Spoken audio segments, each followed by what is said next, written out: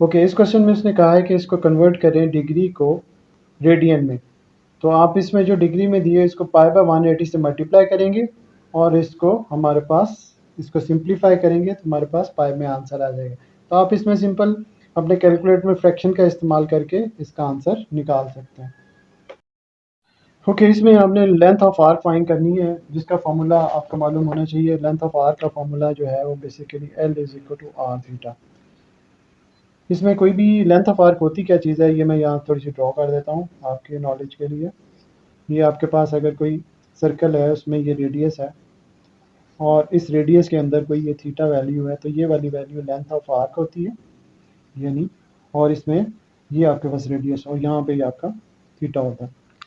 Okay, हमने simple इसमें कोई ड्रॉ नहीं करना है, आपको समझाने के लिए आपने वैल्यू पुट करनी है। सिंपल रेडियस दिया हुआ है, थीटा दिया हुआ है पाई बाय 3, और इसको आप कटिंग शटिंग कर लें या कैलकुलेटर में सिंपल इसको पुट करें। 2 इंटू पाई, पाई की वैल्यू आपके ऑलरेडी कैलकुलेटर में दी होती है, आप वो इस्तेमाल कर सकते हैं, या 3.1416 के बराबर होती है। 6.28 आपके पास जो इसका है यूनिट वही आ जाएगा, सेंटीमीटर में आंसर आ जाएगा। इसमें देखें एवेलुएट करना है आपने two cos pi by 6 and sine pi by 6। पहले तो इसको आप पाई बाय 6 दोनों में है वो आप देख लें, उसको अगर हम डिग्री में कन्वर्ट करें तो इसको अगर 180 और पाई से मल्टीप्लाई करें तो ये डिग्री में कन्वर्ट हो जाता है, कटिंग होके ये से डिवाइड होके आंसर आ जाता है। अब हमें मालूम होना चाहिए, एक टेबल गिवन है आपकी बुक के अंदर, ये इसमें इस टेबल को अगर आप देखें तो यहाँ से आपको वैल्यूज़ फाइंड हो सकती हैं। ठीक है, ये ट्रिग्नोमेट्री के पोर्शन में है, यहाँ से भी हो सकती हैं या आप अपने कैलकुलेटर का इस्तेमाल करके उससे भी फाइंड कर सकते हैं। तो हमें मालूम पड़ा cos पाई बाय 6 यानी cos 30 बराबर होता है √3/2 के। इसी तरह आपके पास साइन पाई बाय 6 1/2 के बराबर होता है। तो इसमें आप कटिंग शटिंग कर लें, ये से कट जाएगा तो आंसर हमारा √3/2 आंसर आ जाएगा। इसको मज़ीद अगर आप डेसिमल में लिखना चाहें तब भी ठीक है, अदरवाइज़ ये आंसर भी आपका करेक्ट है। नेक्स्ट क्वेश्चन ये है कि जी आपने डिस्टेंस फाइंड करना है इन पॉइंट्स के दरमियान। ये दो पॉइंट्स दिए हुए हैं, इनके दरमियान आपने डिस्टेंस फाइंड करना है। तो डिस्टेंस का फार्मूला हमें मालूम है x2 minus x1 y2 minus y1। अब इसके अंदर जो हमारे पास x1 है, सपोज करें ये है, तो फिर y1 भी ये बनेगा। इस तरह x2 ये है तो y2 इसकी ये वैल्यू बनेगी। तो हम इसको सिंपल इस फॉर्मूले में पुट कर देते हैं, हमारे पास आंसर आ जाएगा। तो ये एल एम के दरमियान डिस्टेंस है, तो हम ये एल एम ले लेंगे, इनके दरमियान डिस्टेंस है। ओके, तो x2 आपके पास -2 है, -0। इसी तरह y2 आपका -4 है और माइनस फार्मूले का, और ये 3 आ गया। यहाँ से हमारे पास -2 का स्क्वायर बन गया और यहाँ से आ गया -7 का स्क्वायर। अब हम देखते हैं कि ये बन गया -2 का स्क्वायर माइनस प्लस हो जाएगा और 2 का 4 बन जाएगा। इसी तरह यहाँ भी माइनस स्क्वायर की वजह से ख़त्म हो जाएगा और ये 49 बन जाएगा। तो हमारे पास जो फाइनल आंसर है वो कितना बन गया जी, 53 इज़ योर फाइनल आंसर।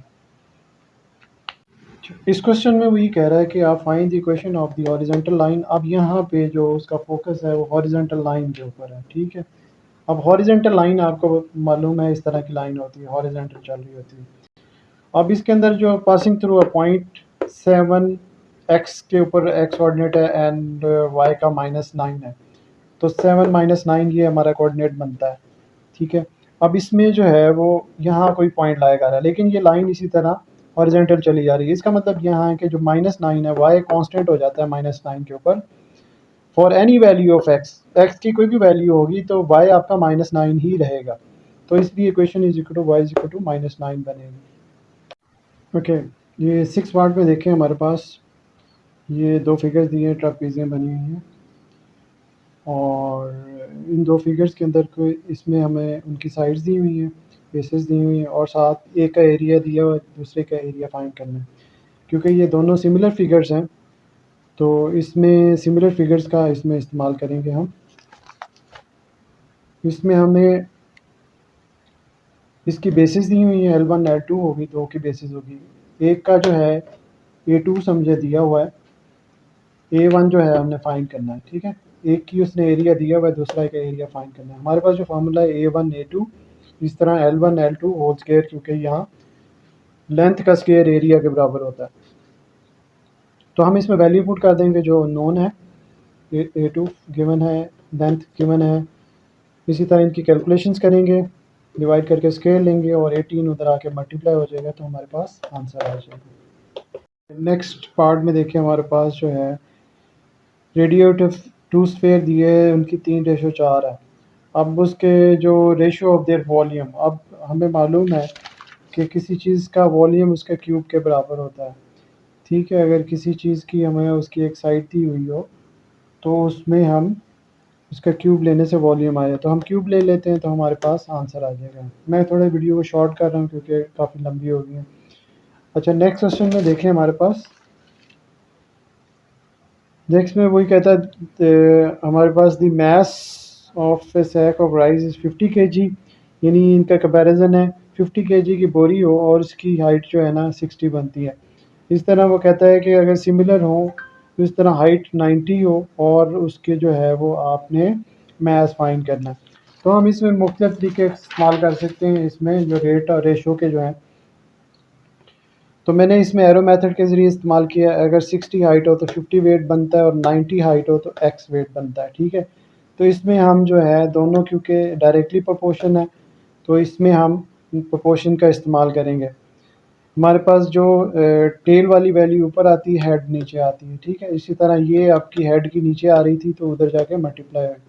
तो इसको सॉल्व करेंगे तो हमारे पास आंसर आ जाएगा। ओके स्टूडेंट्स, मॉडल पेपर के क्वेश्चन, शॉर्ट क्वेश्चन में क्वेश्चन नंबर 4 को अटैम्प्ट करते हैं हम। क्वेश्चन नंबर 4 का पार्ट 1।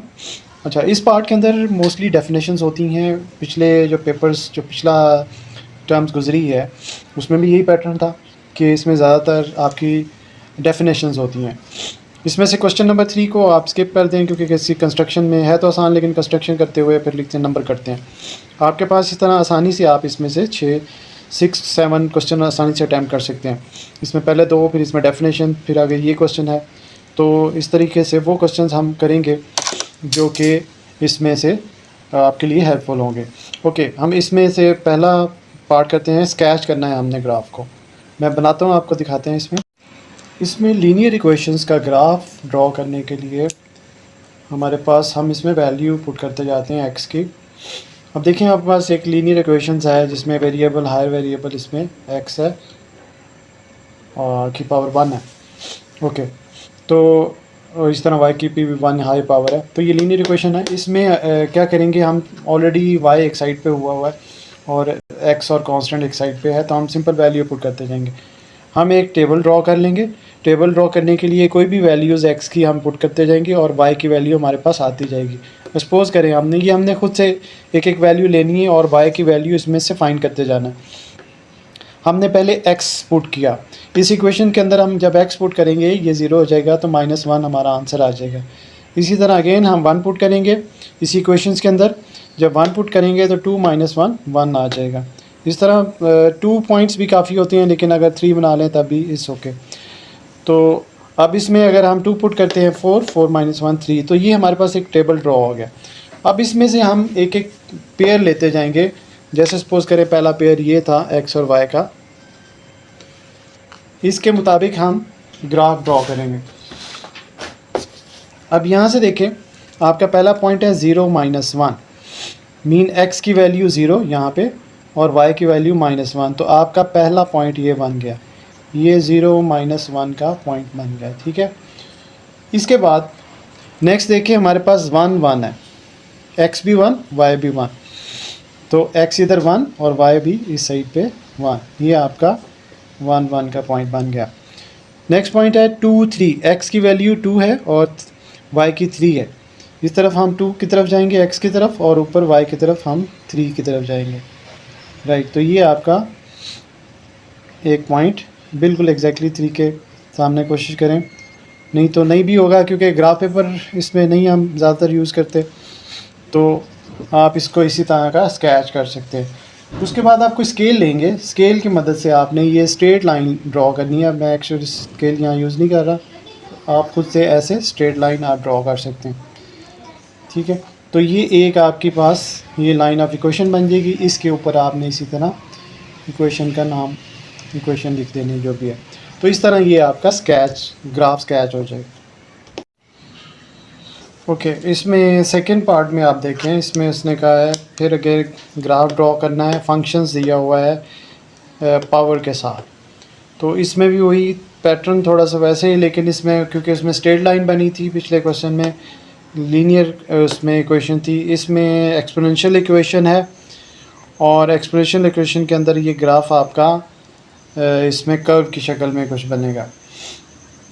इसमें हम वही वैल्यू उसी तरह पुट करते जाएं। सपोज़ करें -1 पुट की है इसकी जगह पे, तो माइनस माइनस प्लस, यानी पावर +1 5 की तो 5 आ जाएगा। इसी तरह 0 पुट करेंगे, किसी चीज़ की पावर 0 = 1 होती है, तो ये 1 आ गया। इसी तरह अगर हम 1 पुट करते हैं तो -5 -1, तो 5 की पावर -1 यानी 1/5 = 0.2 आ जाएगी। आप ग्राफ की तरफ आते हैं। इसी तरह पहला पॉइंट हमने लिया -1 और 5, इस तरफ x की तरफ -1, ऊपर की तरफ y की तरफ 5, तो -1 5 का पॉइंट ये ड्रॉ हो गया।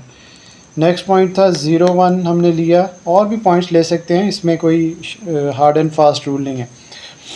अगेन 0 लिया, x का मैंने, x इस लाइन के ऊपर 0 होता है और y जो है वो 1 आ रहा है, तो आपका x इस लाइन पे 0, y यहाँ पे 1, ये पॉइंट ड्रॉ हो गया। इसी तरह नेक्स्ट है 1 n, अगर आप 1 यहाँ लेते हैं, x 1 लेते हैं, तो 5 का पावर -1 आ जाएगी, और 1/5 0.2 पहले बताया था मैंने, तो ये पॉइंट आपका यहाँ कहीं ड्रॉ होगा। तो आपकी इस तरह की लाइन एक बन जाएगी। ओके, 6 पार्ट में ये पूछ रहा है कि इसके आपने अरिथमेटिक मीन हमने फाइंड करना है। अरिथमेटिक मीन, अरिथमेटिक मीन में हम सिंपल जितने ये आपके ऑब्जर्वेशंस होती हैं इनको सम अप करते हैं, और उसको जितने नंबर ऑफ़ ऑब्जर्वेशन है उतने से डिवाइड कर देंगे। ये टोटल 1 2 3 4 5 6 7 8 टोटल है, तो 8 से हमने डिवाइड किया, तो इसको सम करके 8 से डिवाइड किया, हमारे पास अरिथमेटिक मीन आ जाएगा। ओके, ये 7th पार्ट है। 7th पार्ट के अंदर वो हमें इसका मीडियन फाइंड करने को कह रहा है। मीडियन होता है मिडिल मोस्ट नंबर, जो सेंटर का नंबर होता है वो हमने फाइंड करना है। इसके लिए हम क्या करेंगे, हम सिंपल इसके फार्मूले से भी हल कर सकते हैं। ऑड और इवन का ज़रा डिफरेंट फार्मूला है, अभी मैं सिंपल तरीके से समझा रहा हूँ आप, क्योंकि फार्मूला ज़रूरी नहीं उसने कहा है फार्मूले से हल करें, लेकिन आप करना चाहें तो n/2 यानी उसके तरीके से भी कर सकते हैं। ऑड इवन का ज़रा डिफरेंट, लेकिन कॉम्प्लिकेटेड हो जाएगा आपके लिए समझना। तो आप सिंपल यहाँ से क्या करेंगे, एक डिजिट यहाँ से, एक डिजिट यहाँ से क्रॉस करें, नेक्स्ट डिजिट इस तरह क्रॉस किया, अगला भी इसी तरह, हमने करीब आते जाना है डिजिट्स को। अब हमारे पास 2 डिजिट बच गए, ठीक है। अगर एक बच गया होता तो वही उसका मीडियन होना था, 2 बच गए हैं, तो हम इनको सम अप कर लेंगे। तो हम इसको, मीडियन आपका हो जाएगा जी 56 + 57 / 2, इसको डिवाइड कर लें सम अप करके,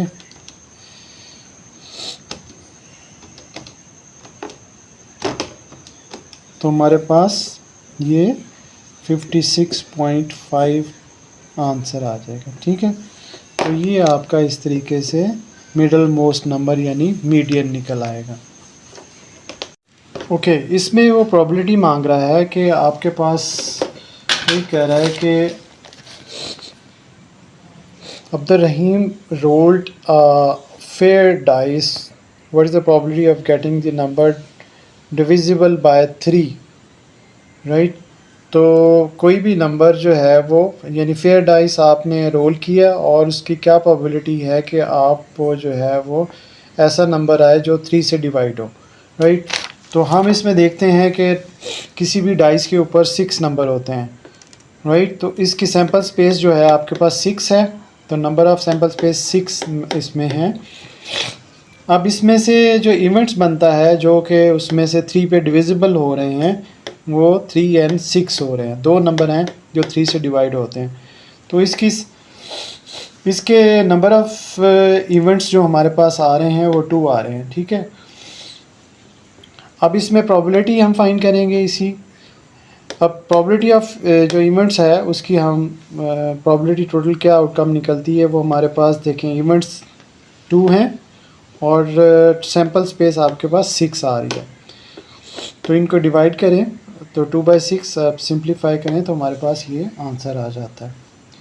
ओके, तो इस तरह से हम ये शॉर्ट को कवर कर पाए। बाकी आप डेफिनेशंस को आप अच्छी तरह कर लें। इस पोर्शन में डेफिनेशन मस्ट आती हैं और उससे आपके इस पोर्शन में नंबर पूरे हो जाते हैं। Thanks for watching. Subscribe to get more videos.